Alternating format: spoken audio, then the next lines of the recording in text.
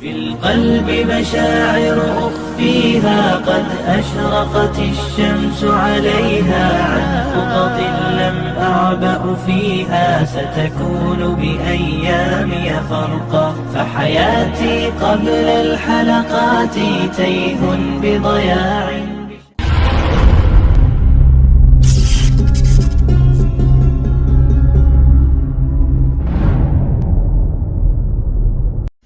Bismillahirrahmanirrahim.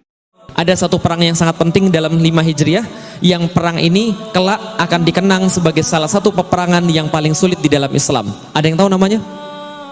Perang Badar. Salah. Perang apa? Hah? Khandak.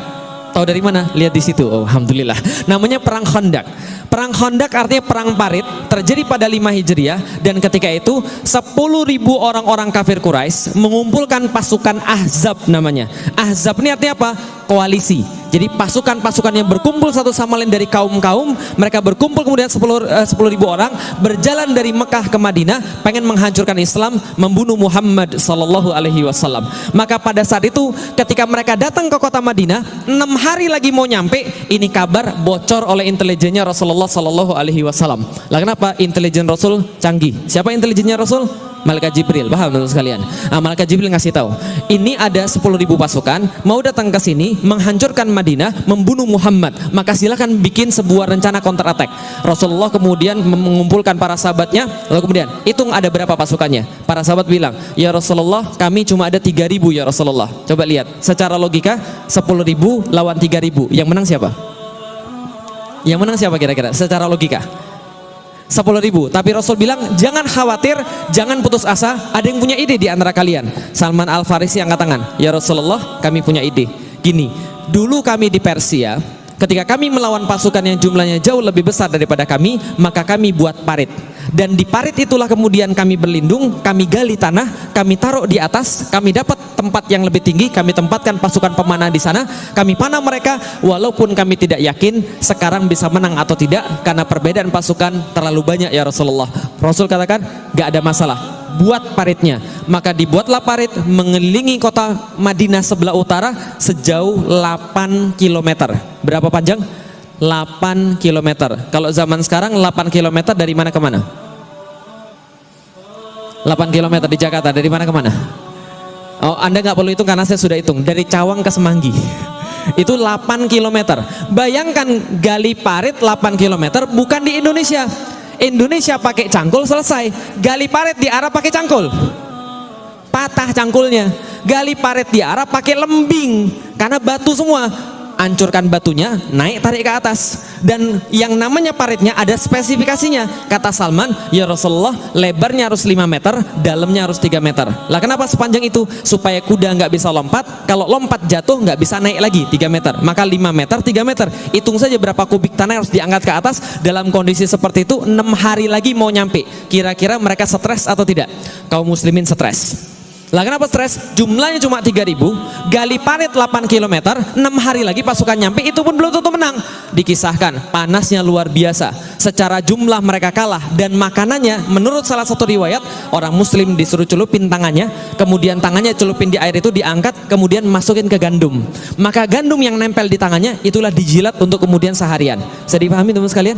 Kira-kira gimana kondisinya? Sangat mencekam sekali. Wajar saat itu ada orang-orang yang bilang sama Rasulullah, ya Rasul, saya mau izin pulang dulu ya. Lah kenapa? Ini istri saya di rumah. Bukankah di dalam Islam seorang suami harus ngurus istrinya? Sudah salah pakai dalil pula, paham teman sekalian? Pulang nggak balik lagi. Ya Rasulullah, saya mau pulang. Lah kenapa? Anak-anak saya belum makan ya Rasulullah. Bukankah seorang ayah adalah tanggung jawabnya mengurusi anak-anaknya? Kabur, nggak balik lagi. Sudah salah pakai dalil. Yang bersama Rasulullah pada saat itu cuma tertinggal 2 tipe orang. 1 yang benar-benar beriman, 2 Yahudi yang terpaksa. Yang satu siapa?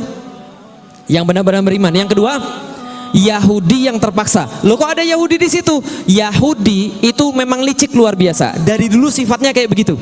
Lah kenapa? Mereka bilang sama Rasulullah, kami akan membantu karena kami warga Madinah. Ternyata mereka sudah kong kali kong sama pasukan Ahzab. Mereka bilang, nanti kalau kamu datang, kamu akan serang kaum muslim dari depan, kami akan ganggu istri-istri mereka dan anak-anak mereka, kami akan ancam bunuh dan kami akan ancam mereka untuk diperkosa, sehingga mereka tidak tenang. Maka muncul di dalam Al-Quran dalam surat Al-Ahzab menggambarkan peperangan ini, ja'akum min fawqikum wa min asfala minkum, dan ketika datanglah kemudian mereka dari depan kalian dan dari belakang kalian, idzagotil absara, ketika kalian bergetar pandangannya, wa balagatil qulubul hanajir, dan sampai kemudian jantung sampai ke tenggorokan, wa tadzunnuna billahi dzununa, dan Anda banyak prasangka pada Allah Subhanahu wa taala. Allah sudah pergi meninggalkan kita, Allah enggak perhatian lagi pada kita, kita tidak akan dimenangkan oleh Allah Subhanahu wa taala. Ini yang kejadian. Maka ketika menggali parit, ada dua yang tersisa. Satu, kaum muslimin yang benar-benar beriman, dua, Yahudi yang terpaksa. Dalam kondisi inilah ada yang nanya pada Rasulullah ketika lagi istirahat, ya Rasulullah, besok yang kita taklukkan kira-kira yang mana dulu? Konstantinopel atau Roma? Faham sampai di sini? Coba lihat baik-baik. Mereka lagi ada di mana? Lagi ada di mana mereka? Di Madinah. Lihat ya, betapa kemudian mental para sahabat luar biasa. Mereka lagi ada di mana? Madinah. Konstantinopel, Roma. Pertanyaan saya sederhana. Sahabat sudah pernah pergi ke kota Konstantinopel? Belum. Sudah pernah lihat Konstantinopel? Belum. Belum pernah pergi, belum pernah lihat. Yang sahabat tahu itu adalah kota yang terbaik, Konstantinopel. Yang kedua kota terbaik adalah kota Roma. Belum pernah pergi, belum pernah lihat, belum pernah ke sana. Kalau sekarang ke sana saja Anda dari Madinah pergi ke Konstantinopel itu 3,5 jam naik pesawat. Zaman dulu mereka nggak pernah pergi, nggak pernah lihat. Yang mereka tahu cuma itu tempat paling bagus, paling indah, paling kuat di dunia kotanya. Pertanyaannya pada Rasulullah, ya Rasulullah, yang mana dulu akan kita taklukkan, Konstantinopel atau Roma? Bisa dipahami maksudnya? Mereka lagi ada di Madinah, nggak pernah ke sana, nggak pernah lihat, dan besok 6 hari kemudian mereka akan menyambut pasukan berapa? 10.000. Mereka harus gali parit berapa panjang? 8 kilo. Lebarnya 5 meter, dalamnya 3 meter. Dan makannya gandum kemudian yang lengket di tangan dijilat untuk seharian. Nanyanya pada Rasulullah, yang mana duluan yang akan kita taklukkan, Konstantinopel atau Roma? Bagaimana reaksinya orang Yahudi? Yahudi langsung bilang, kayaknya muslim sudah mulai gila. Lah kenapa? Kayaknya kepanasan ini, kurang makan ini kayaknya, halusinasi mereka. Besok udah mau mati, 10.000 nyerang, ini parit aja belum jadi. Yang mereka pikirin Konstantinopel dan Roma. Gila ini orang muslim. Ternyata Rasul menjawab pada mereka dengan jawaban yang luar biasa. Ini jawaban Rasulullah sallallahu alaihi wasallam. Madinatu Hiraqlah tuftahu awalan. Wahai para sahabat yang bertanya, kota mana yang terlebih dahulu akan ditaklukkan, Konstantinopel atau Roma? Yang akan ditaklukkan pertama kali adalah kotanya Heraklius, yaitu Konstantinopel. Ketika mendengar ini, Yahudi langsung sontak berkata, wajar aja muslimnya gila, bosnya juga gila. Paham teman sekalian? Lah kenapa? Karena Rasulullah dianggap gila. Ini ditulis dalam Sirah Ibnu Hisham, bahwa kemudian orang Yahudi mengatakan Muhammad gila. Hari ini pun mereka tidak sempat pergi ke WC, tapi mereka berpikir tentang Konstantinopel, mereka berpikir tentang kota Roma. Coba lihat baik-baik teman sekalian. Pertama, perhatikan mental para sahabat. Para sahabat tidak pernah nanya begini, ya Rasulullah, mungkin nggak kita menaklukkan Konstantinopel? Jelas sampai di sini? Para sahabat nanya begitu? Enggak. Yang ditanya oleh para sahabat adalah yang mana duluan. Artinya di dalam kepalanya dua-duanya sudah pasti takluk. Cuma dari tadi penasaran yang mana duluan. Dan Rasulullah Shallallahu Alaihi Wasallam nggak menjawab begini, udah jangan mikirin jauh-jauh, bapak lu aja belum masuk Islam, udah jangan mikirin jauh-jauh, makan aja susah. Enggak. Yang Rasul berikan pada mereka, lihat, ketika kekurangan makanan, ketika kekurangan bala tentara, ketika kekurangan segala macam, yang Rasul berikan pada mereka bukan bala tentara, bukan makanan, bukan persenjataan. Yang Rasul berikan pada mereka adalah visi.